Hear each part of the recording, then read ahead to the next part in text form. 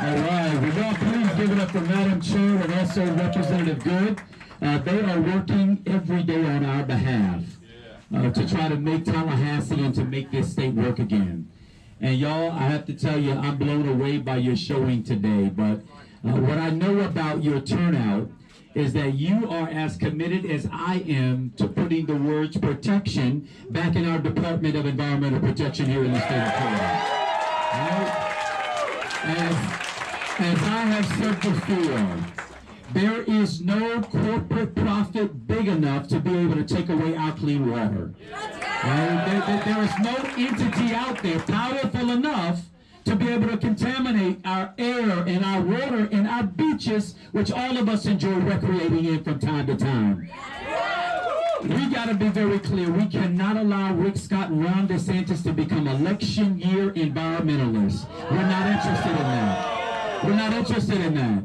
They have had the opportunity, in my opponent's case, for 6 years in Congress to do right by the state of Florida. In the case of Governor Rick Scott, he's had 8 years. And what did he do? He turned the reins of environmental protection over to the biggest polluters in this state. Our water, our air, our oceans, all of them have been compromised under Republican control. Well, y'all, we have an opportunity, and I invite all decent Republicans, all decent and common sense Democrats and independents and non-party affiliates. Forget about the red associated with the Republican Party or the blue associated with the state of Florida's oceans and the state of Florida's Democratic Party. I want you to consider these colors. While my opponent would love you to be focused on the color of my skin, I want you to be focused on the blue-green algae flowing out of the east and the west side of this state of guacamole content.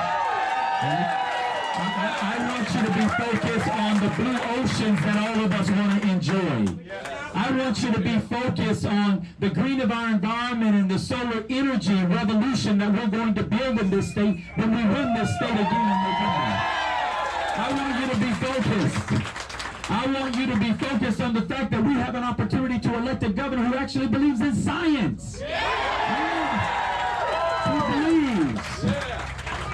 believes that we've got to pay attention to the fact that climate change and global warming is real. We live in a state that is surrounded by water on 3 sides. Right? What governor ignores the impacts of sea level rise when you're a state that sits at the epicenter of impact from global climate change and sea level rise?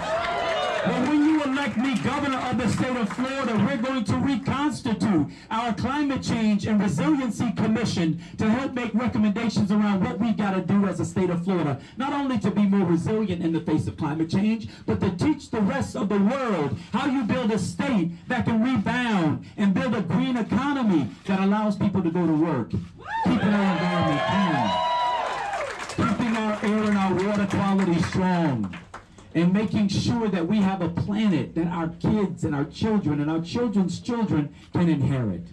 But we can't have that when you've got deniers who are leading our government. You can't have that when you've got Ron DeSantis who has tried to strip away our environmental and our water quality at the federal level. Right?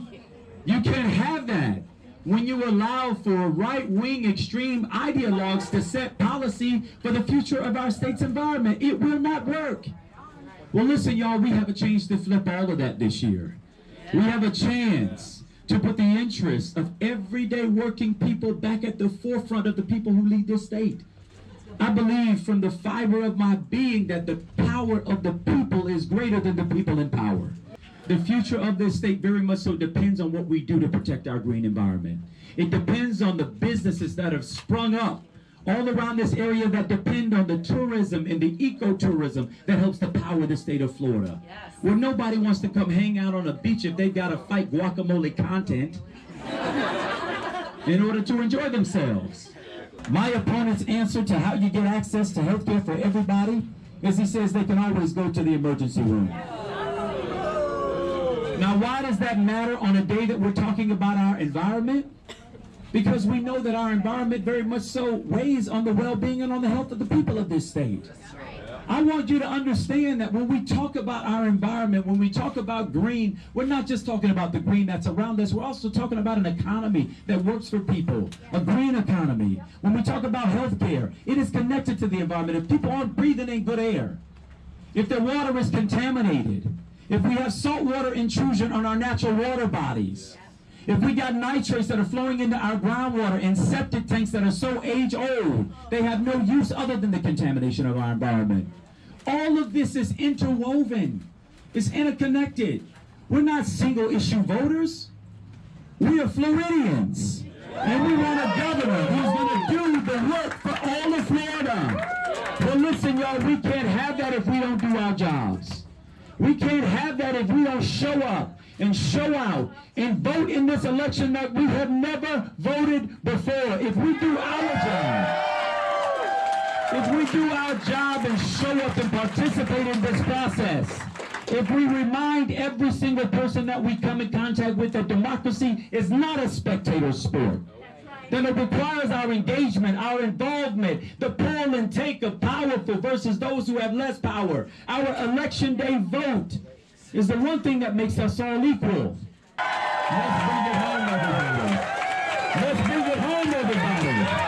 Let's bring it home, everybody.